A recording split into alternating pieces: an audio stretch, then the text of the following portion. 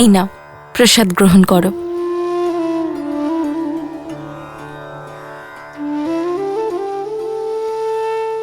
তুমি শুধুই মুখ দিয়ে মাতা বলে ডাকোনি আমায়, মন থেকে মেনেছ। তাই আজ এই মাতা তার পুত্রের জন্য তার প্রিয় ভোজন বানাতে চায়। ও, তাহলে আমাদের মাতা নিজের কথা রাখতে মহাভোজের ব্যবস্থা করেছেন। অদ্ভুত! আমি এক্ষুনি গিয়ে বানর সেনাদের জানাচ্ছি, তারাও সবাই আপনার হাতের ভোজন খাওয়ার জন্যে উন্মুখ হয়ে আছে। আমি এক্ষুনি যাচ্ছি। হনুমান, আমার প্রশ্নের উত্তরটা দিয়ে যাও। কোন প্রশ্ন মাতা? এটাই যে তোমার আর তোমার বানর সেনাদের জন্য কি ভোজন বানাই আমি, যাতে তোমাদের পেটও ভরে আর মনও। মাতা, এ তো খুব কঠিন প্রশ্ন। আসলে বানরদের কাছে ভোজন তো অত্যন্ত প্রিয়, আর তা যদি আপনার হাত থেকে লাভ করে তা তো অমৃত। অদ্ভুত! মাতা, আমি এক কাজ করি, আমার বানর সেনাদের জিজ্ঞাসা করে আসছি। আসলে মাতা, এর উত্তর তো আমার কাছেও নেই।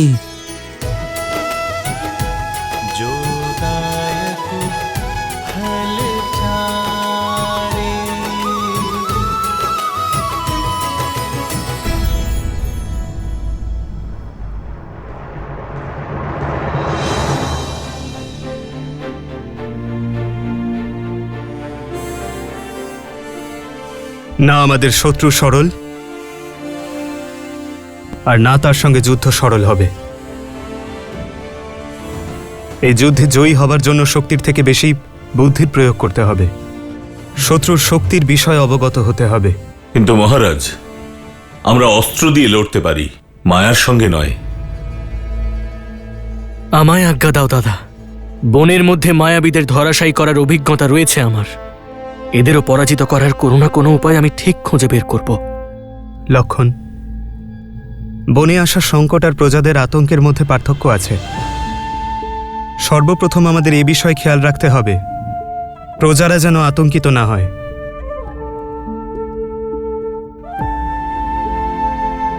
আর লক্ষণ, অসাধারণ শত্রুকে সাধারণ রণনীতি দিয়ে পরাজিত করা যাবে না। আমাদের সৈন্যবল ছাড়াও অন্য কিছুরও প্রয়োজন পড়বে। ভাস্কর্ণ আর তার পুত্র সংহার দমন, এই দুজন সাধারণ রাক্ষস নয়, শক্তি ও ছলনায় পারদর্শী, মায়া বিশেষজ্ঞ, রক্তপাতের প্রেমী। যারাই এদের সম্মুখে আসে তাদের মৃত্যু অবধারিত। নিজেদের মায়ার শক্তি দিয়ে এরা অন্ধকারেও কুশলতার সঙ্গে যুদ্ধ করে।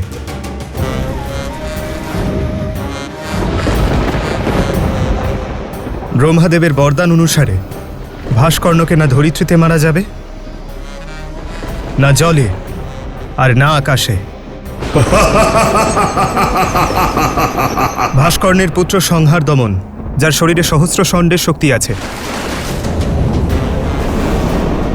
যার সান্নিধ্যে 8 দিক, সমুদ্রের ঘূর্ণি আর ঘূর্ণাবর্ত আছে।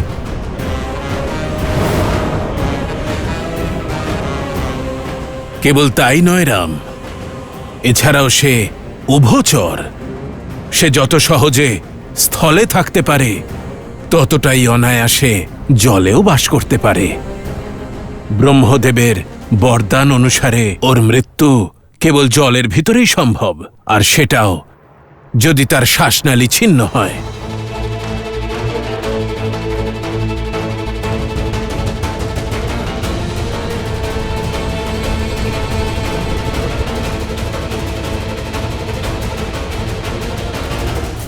মিত্র, বানর সেনা প্রস্তুত। এই যুদ্ধেও আমরা আপনার সঙ্গ দেবার সৌভাগ্য লাভ করব তো? হ্যাঁ প্রভু, এই ধর্মযুদ্ধে আমরা আপনার পাশে আছি। আপনি শুধু আদেশ করুন। এ আদেশ দেবার নয়, বিদায় দেবার সময় বন্ধু। আমার বানর সৈন্য বনবাসে রাম এবং লক্ষ্মণের ঢাল হয়েছিল, কিন্তু এই যুদ্ধ কেবল অযোধ্যার। আপনারা সকলে অতিথি। আপনাদের পরিবারের সঙ্গে মহাভোজের আনন্দ নিন এবং প্রসন্ন হয়ে কিষ্কিন্ধায় ফিরে যান। ওখানে সুরাজ্য স্থাপন করাই আপনার লক্ষ্য, মিত্র। এই যুদ্ধ অযোধ্যার রাজা রামের, আর এই যুদ্ধ করার দায়িত্ব আমার।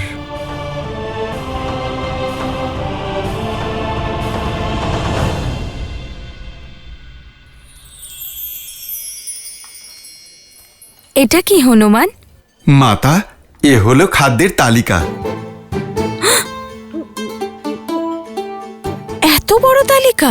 এ তো কেবল শুরু মাতা, তালিকা তো অনেক দীর্ঘ।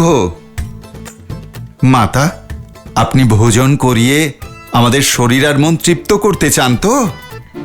আপনি আমার সাহায্য চেয়েছেন, সেই জন্য আমি তালিকা নিয়ে এলাম।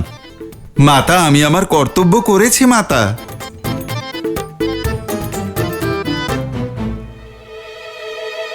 এবার তো আপনি প্রসন্ন মাতা?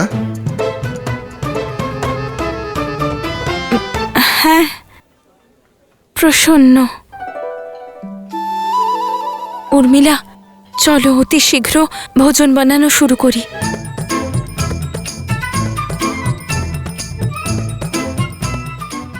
বুঝতে পারছি না কোনটা আগে বানাবো দিদি। শুরু করব কোথা থেকে? না এই সমস্যার সমাধান দেখতে পাচ্ছি, আর না এই তালিকার। তুমি এতগুলো জিনিস কিভাবে বানাবে? প্রতিশ্রুতি দিয়েছি, করতে তো হবেই। চলো।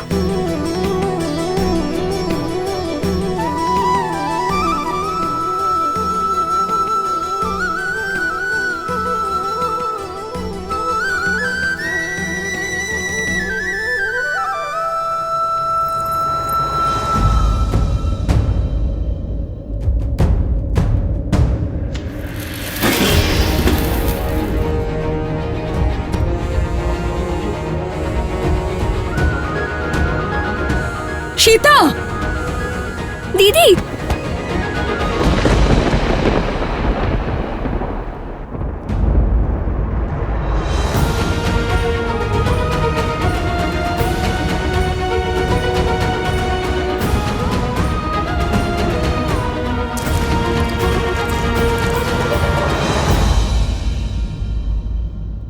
যদি শত্রুর শক্তির বিষয়ে আমরা অবগত হতে পারি, তাহলে ধরে নাও এই যুদ্ধ আমরা অর্ধেক জয় করেছি। এবার সময় এসে গেছে যে আমাদের শক্তিকে এত সুসজ্জিত করি, শত্রু যেন দেখে তা চমকে যায়। আমাদের উপযুক্ত অস্ত্র খুঁজতে হবে। প্রভু, প্রভু, প্রভু, ওই মাতা সীতা প্রভু। কি হয়েছে সীতার? সীতার কি হয়েছে বলো হনুমান। প্রভু, মাতা সীতা মূর্ছিত হয়ে পড়েছেন।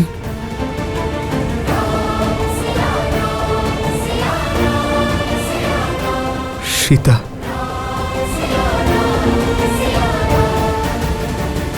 বৈদ্যরাজ, আমার ভীষণ ভয় করছে।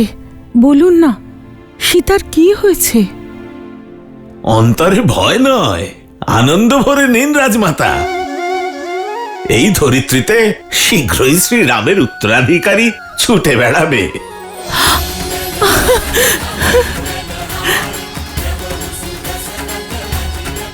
মহারানী সীতা রঘুকুলের বংশধরের জন্ম দেবেন।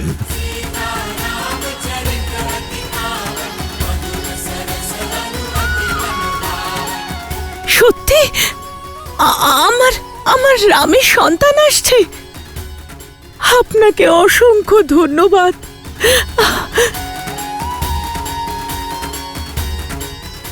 যাও, প্রাসাদের প্রত্যেকটা কোণা সাজাও। আমার রামের উত্তরাধিকারী আসছে। অযোধ্যার ঘরে ঘরে শঙ্খধ্বনি হোক, আর সমগ্র অযোধ্যাকে সাজিয়ে তুলতে বলো। যাও যাও, তাড়াতাড়ি যাও যাও। আমার রামের পুত্র আসছে। কই, কি শুনেছ? আমার রামের সন্তান আসছে।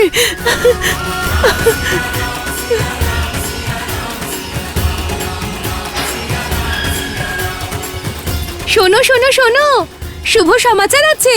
মহারানী সীতা মা হতে চলেছেন। মহারানী সীতা মা হতে চলেছেন। সীতা,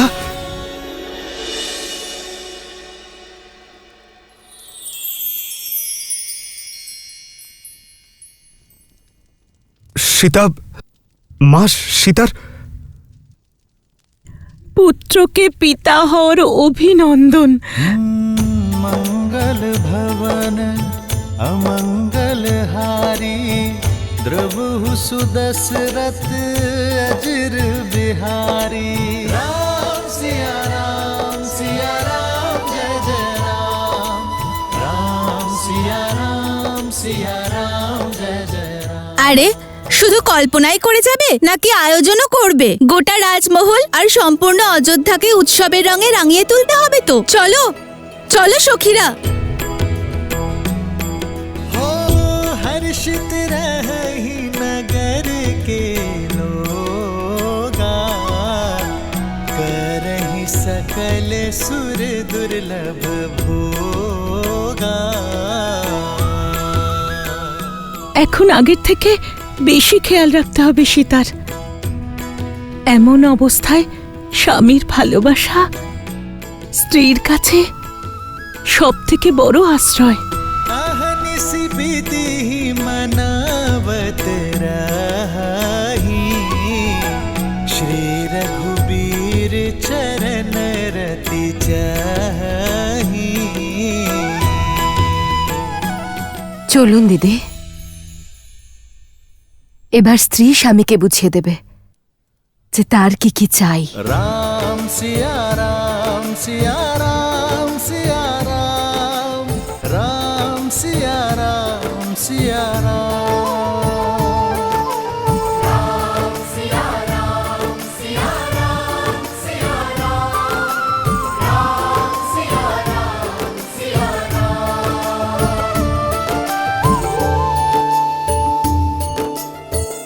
जन्म जन्म का है ये संगम राम रतन सीता वैभव धन। সত্যি বলছো? আমরা কাকা হতে চলেছি? ভরত দাদা, আমরা কাকা হতে চলেছি। হ্যাঁ লক্ষণ, এইবার হবে আনন্দ। আমি আমার ভাইপোদের সঙ্গে নিয়ে সংসার ভ্রমণে বেরোবো। না না না, ও তোমার সঙ্গে থাকলে বিবাদ করতে শিখে যাবে। আমার ভাইপো তো তার ভরত কাকার মিত্র হবে। ভরত দাদা, অভিনন্দন। শুভেচ্ছা লক্ষণ, শুভেচ্ছা। আজ মহারাজ দশরথ থাকলে রামের সন্তান হওয়ার সংবাদ পেয়ে কত খুশি হতেন।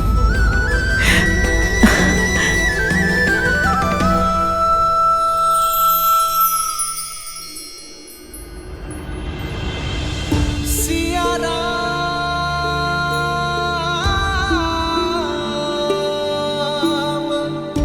सिया राम। আপনার নীরবতা আমাকে চিন্তিত করছে। আপনি প্রসন্ন হননি? আমি এত প্রসন্ন যে তা আমার শরীরের কণায় কণায় ভরে গেছে সীতা। শব্দে প্রকাশ করার অবকাশই পাচ্ছি না।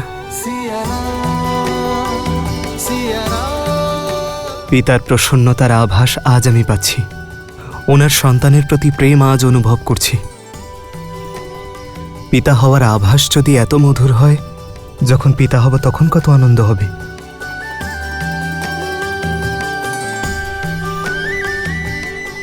জীবনে সর্বদা আমার প্রতি সমর্পিত এবং সঙ্গ দিয়েছ আমাকে, কিন্তু আজ তার চেয়েও বড় উপহার দেওয়ার জন্য তোমাকে ধন্যবাদ। রঘুকুল বংশের প্রদীপ আসতে চলেছে। এই মতাবস্থায় মহারানীর আহার বিশেষ আর পুষ্টিকর হওয়া উচিত। রাজমাতা প্রণাম। মাতা সীতা এই সংসারের সবচেয়ে বড় সুখ দিয়েছেন আমার প্রভুকে। আপনি ওনাকে বলবেন যে এবার বানর সেনা 2 গুণ ভোজন করবে। পুত্র তো মাতার কষ্ট বুঝতে পেরেছে, কিন্তু ব্যাকুল বানর সেনাকে বুঝতে পারবে? সীতা রন্ধনশালায় প্রবেশ করতে পারবে না, 3 মাস কোনো পরিশ্রম করতে পারবে না। হবু সন্তানের জন্য মাতার বিশ্রাম নেওয়াটা অতি আবশ্যক। ও এবার ভোজন আঁতুর ওঠার পরেই প্রস্তুত করতে পারবে। মাতা, এ তো অত্যন্ত শুভ।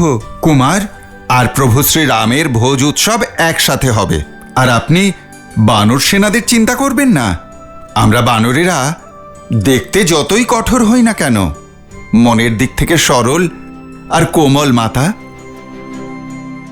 ওদের তো আমি ব্যঞ্জনের আরো লম্বা তালিকা বানাতে উৎসাহিত করব। মাতা, প্রভু শ্রী রামচন্দ্রের পুত্রের জন্য ওনার ভক্তরা এই অপেক্ষা করতে রাজি আছে। হনুমান,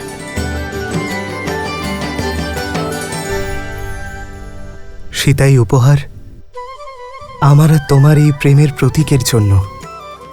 তাই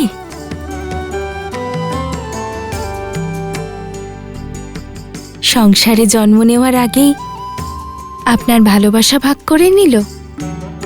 হ্যাঁ, আমি তো ভাগ করেছি, কিন্তু তুমি মা হয়ে যাবার পর আমার সঙ্গে যেন অন্যায় করো না। সন্তানকে পেয়ে স্ত্রীরা অনেক সময় স্বামীর সঙ্গে অন্যায় করে। তা ঠিক। আচ্ছা, দেখি তো আপনি কি উপহার এনেছেন।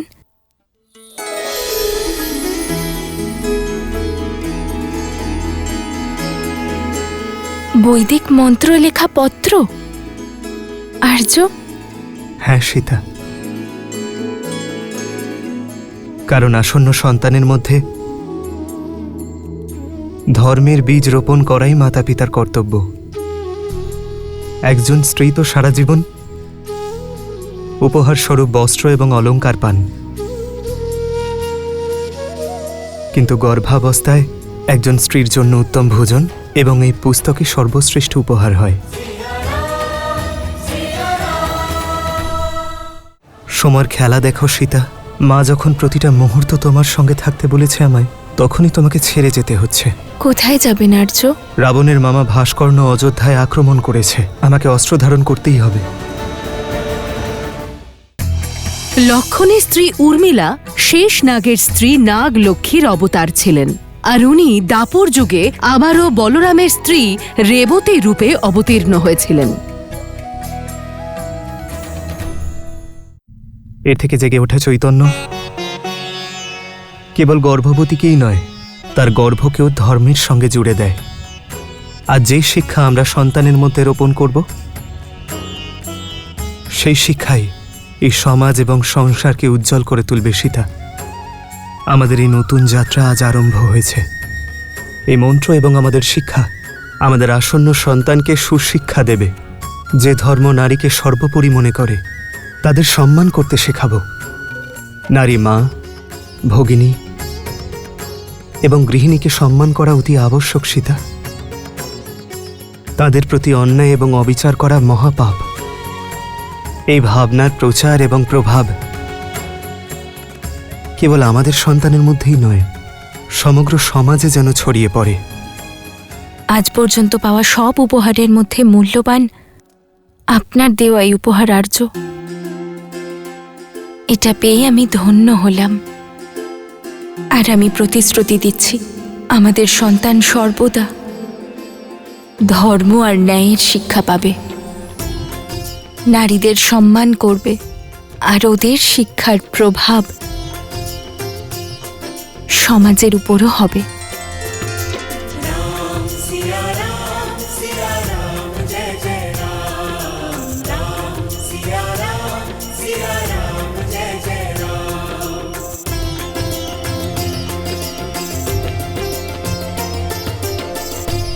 সীতা, আমার এই উপহারের পরিবর্তে তুমি আমায় একটি উপহার দেবে? কাল যে প্রশ্ন তুমি আমায় করতে চেয়েছিলে, তার উত্তর শুনতে পারবে? সময়ের খেলা দেখো সীতা। মা যখন প্রতি মুহূর্ত তোমার সঙ্গে আমাকে থাকতে বলেছেন, তখনই আমাকে ছেড়ে যেতে হচ্ছে। কোথায় যাবেন আপনি আর্য? একজন রাজার কর্তব্য পালন করতে, আমার রাজ্যের জন্য যুদ্ধ করতে।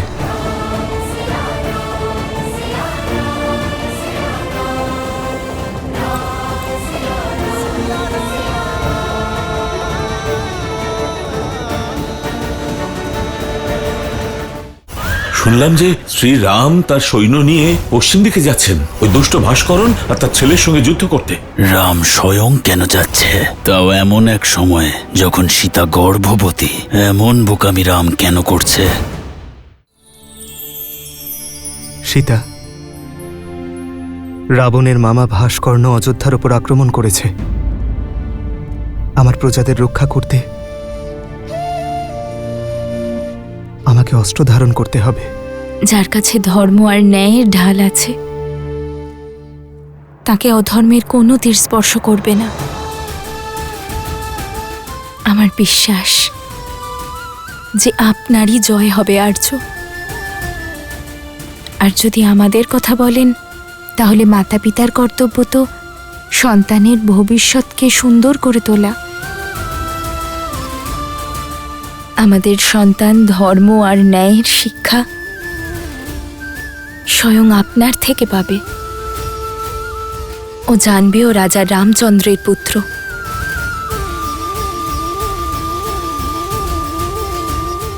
জানো সীতা, আমার সব থেকে বড় শক্তি কি? তোমার এই বিশ্বাস। राम सिया राम सिया राम सिया राम राम सिया राम